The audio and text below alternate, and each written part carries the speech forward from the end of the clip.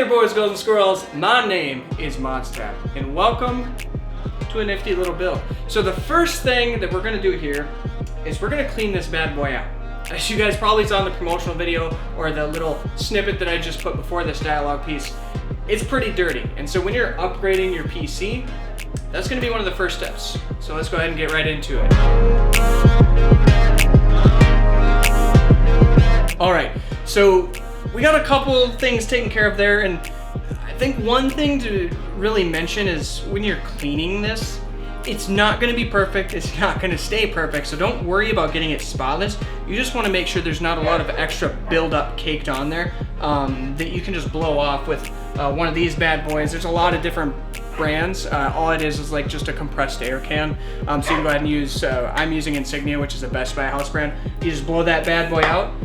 Use a dry rag because you don't want to get any, obviously, technology wet. And just get the caked on pieces. As you can hear my dog, she's sad because my computer was really dirty, but now it's clean, so she wants to come in and see it. But with all that said in mind, don't worry about getting it perfect. Just get it nice and tidied up, essentially.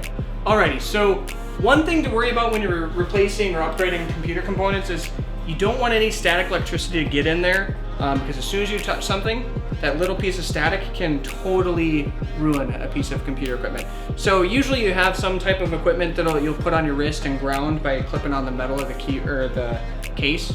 But I don't have that, so I just touch a metal chair.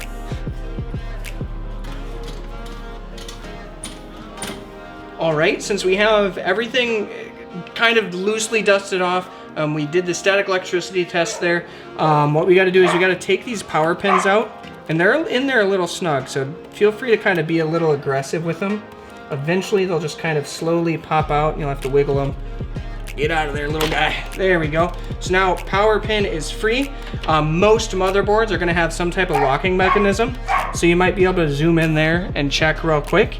But if you push this pin down, it'll loosen that up, and then you can pull the graphics card out of its slot after you unscrew these little pieces that are locking your graphics card in. Don't make that mistake. Don't be a Devin. Most of these can be hand tightened or hand loosened, but you pull that bad boy out, then you push on that pin, and you can just slip the graphics card right out, and you're in business. So now that we got that graphics card out, we got the power pin separated and loosened and all that kind of stuff. My dog barks every time I talk because she's needy, just like my wife, who is my camera woman. Next best part, unboxing this beautiful graphics card. So grab your weapon of choice, unsheath that bad boy, get rid of that tape, and then you are in the business of opening. They give you a DisplayPort adapter. That's funny. All right, let's keep cluttering things in other places. I don't think they gave me the power supply pieces necessary to hook this up. It's a good thing, like every good computer guy knows, keep a box of cables, and that box almost broke in half. Keep a good box of cables because you're gonna need them, and it doesn't matter how prepared you think you are, you always need cables. Let's get in here. I love EVGA, but you have the smell. Oh. Let me smell. It smells new. Does that not? Oh, wow. It smells new. Wow. Anyways. Here, let the people sniff. Yes, can you smell the newness? We smell it. All right, so you have all of these different pieces of like protective cover just to keep it nice and shiny for you when you open it. Oh yes, look at that bad boy go. Alrighty, well, wrapper off, and they put a nice little rubber piece on that PCI Express portion. That way you don't have to smash anything. By the way, I forgot to mention, while we're doing this like little unboxing, upgrade kind of tutorial, for lack of a better term, we're gonna be in Texas. So I have only used this for like 2 recordings so far, but it's great. But in the process of this, we'll get more into that. But just look at how beautiful that card looks. Nice little fans, they spin, beautiful. And this is my favorite part. Look at the different type of video connections you have. A total of 3 display ports right here, 1 HDMI port, and then a Type-C port. Perfect. Oh, I love this piece on top. It's like, it's not metal. I don't know if you guys can hear it. I hear. It's like, it's not metal, but it's like textured. How would you describe it? Like it's got like this concrete texture to it almost. Like, I don't know what that is. It's probably some like plastic or something like that. I'm willing to bet it's on there just to protect all these components from getting bumped and scraped from doofuses like me who like to just unbox everything, not even pay attention to the upside. All right, so once everything's kind of done, you're just gonna have this amalgamation of cables.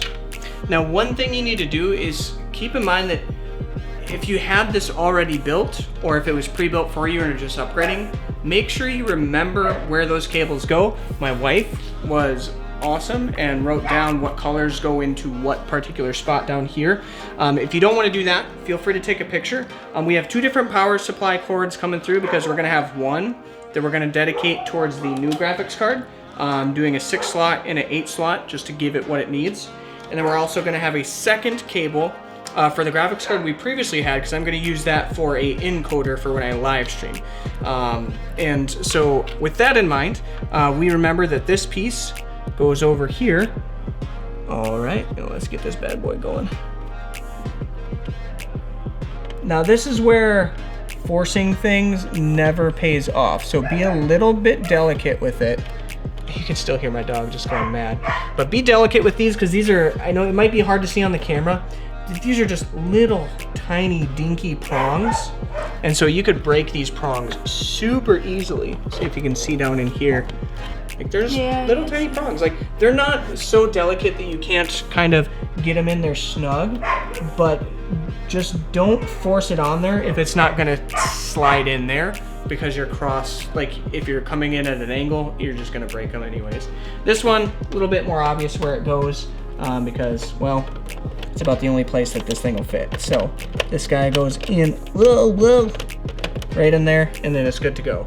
And now we are ready to install this graphics card, so I'm gonna go ahead and grab those and we'll be right back for you. Alrighty, so we have the graphics cards. We're basically ready to go, but my wife kind of was a little bit surprised by this. So you have, this is the other graphics card. Still has 2 fans, kind of a MERP. It's an okay card. And then we have this guy here, the big old brute. So you can look at it like side by side here, and you can just see the length difference. But also, if we set them on their sides physically, we'll line them up a little bit, you can see how much thicker this guy is. And it also has some more radiators and stuff like that, so that's a little bit better at cooling itself. But you can really just see the difference. Now this is the one thing I'm slightly nervous about. Did I have a big enough case to accommodate both cards? So let's go ahead and throw this guy in here. You want to make sure you clear out these back little grills, because they're going to have like protectors to help with dust and debris and things like that. But you're going to want to go right in for it. I'm going to jump in here. Now this is where it differs from taking out. You don't have to push that pin down, because that pin locks it into place. Oh, nice. Just give it a quick snug and it'll fit right in there. And on the back side, whoopsies, we're going to have to put our pin in this bad boy to keep it up properly. You know what I forgot to do? Take the rubber off. Personal problem. All right, now we can slide this guy all the way in. It should give us a nice little snug fit. Alrighty. Once we're in there, feel free to give it a nice little snug. I don't know if you guys could see it. It might have been a little hard because it's a lot of dark colors. But if you give it a nice little snug, this little pin's gonna snap back closed, letting you know that it's in the proper place and it's gonna be functional. So now all we need to do is grab these little guys here and use them to just hold that bad boy into place. Well, what in weebly wobber? Oh, I know what the problem is, y'all. Remember that first time when I was telling you to make sure to take all these out and clear that space so that the screws weren't obstructing this? That was my problem. There you go, professional computer builder at your service. Alrighty. Sometimes you just like get so excited for new computer components that you're just like, I just gotta get it in, let's go. Come on, fit in there, little guy. All right. Oh See? my goodness. Slips right in. So this graphics card is much, much smaller. The only thing that makes me a little nervous is this fan is going to be a little close to some of the cabling. So what I think I might have to do is tape some of that cabling down with like some electrical tape or something, just to kind of keep it from rubbing up against that fan. But this one is real nice here, so I'm gonna stuff. Actually, you know what? I'm gonna do what I originally said that I was gonna do. We're gonna take these power ports out we're gonna feed it back to here because this guy here has a much narrower or much shorter cord length.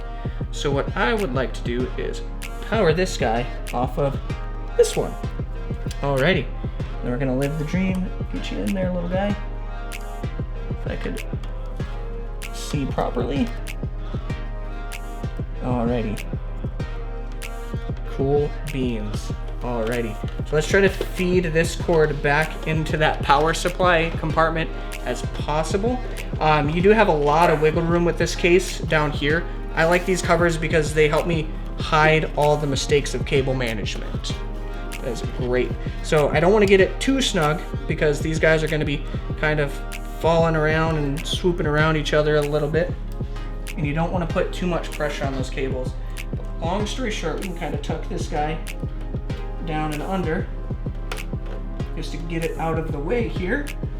Golden. And then I'm okay with a little bit of an ugly cable management on such a small case. Realistically, I should have had like a full-size case rather than like a mid-size case because this is a big old graphics card. But the nice thing with how many fans and radiators and stuff like that I have is it stays. Working temperature is about 80 degrees Fahrenheit or roughly about 30 degrees Celsius for some of you guys. But resting temperature on this, guys, what I was most proud of, it sets about 20 degrees Celsius, which is right about 68 degrees Fahrenheit. So it's at or below room temperature in most cases, even when it's just sweltering outside. So that's gonna help with having these cards so close to each other. And now that we have that, I mean, we should be able to go ahead and just put the glass back on. So we're gonna grab this, move all that stuff out of the way. Nice adapter, but I'll never use it because I am an advanced man. Alrighty. Get this quesarinos back on there. We have what we need. I'm gonna just throw these guys off to the side because we're not gonna use them anymore. Put them back in my computer components table. I suppose put this sticker on something, I don't know. Throw a little EVGA sticker on there somewhere. Who knows? That goes in the computer component cable for now. But this guy should be raring and ready to go. What a beast. This thing is so heavy. So now what we gotta do, we have it cleaned out, we have all the parts in there. We're gonna plug it in, we're gonna see if it worked, and if it doesn't, why. And hopefully it's not a dead on arrival part, because that would be a bummer. Now, let's go upstairs to the computer setup, and we'll get this fired up and see if it's working. Alrighty, so we plugged it in. We have the power supply turned on. We did not turn on the computer yet, but we are getting lights. That is a good sign. That means everything should still be getting power. Now when we turn it on, we're gonna see if we provided enough power for that graphics card, if the second one's gonna work. Let's go ahead and jump to the computer and do that real quick. Power on. We have lights. We don't have lights. That's not a good sign. Wait, there comes lights. Lights are back on. Now, let's see how we're looking here when the monitors turn on. Come on, baby. Come on, baby. Still running, so we're good. My graphics card is lighting up, so the top one is definitely getting power. Let's turn this boy on. This one here should turn on in just a second. So we have Public a Gamer sign. That's good. It's definitely a little loud, but that could just be because now we've added a GPU with 2 extra fans in there. What I would like to see is, I would like to go into the task manager once it loads, kind of see how everything's doing. Actually, real quick, let's see what we got here. Alrighty, so we got both graphics cards in there running real smooth. Our processor has dialed back in temperature. All the fans are running just as quiet as they were before. Now the test is to make sure that, although it's recognizing graphics cards, making sure we have the graphics card set to default to the 1080. Alrighty, so it's a little hard to explain this through the lens of the internet here, but because you have ultimately the computer recording being perfect, then the rendering, which kind of steps the quality of the video down, and then you also have the internet step the video quality down on top of the kind of randomness of whatever monitor somebody has. But we're going to try to have these side by side for you while it goes through this benchmarks, just to show you the quality differences. It's a pretty substantial difference. I mean, the fidelity, the quality of the graphics, the intricacies, and how deep and rich the colors look are significantly different. But one thing I wanted to outline here is once we get to the end, we're going to have some benchmark numbers, and I want to bring into light a couple of the peak performance versus low performances, in noting that this exclusively was just a graphics card change. We didn't change anything else in the system, and yet it improved quality by a pretty significant amount.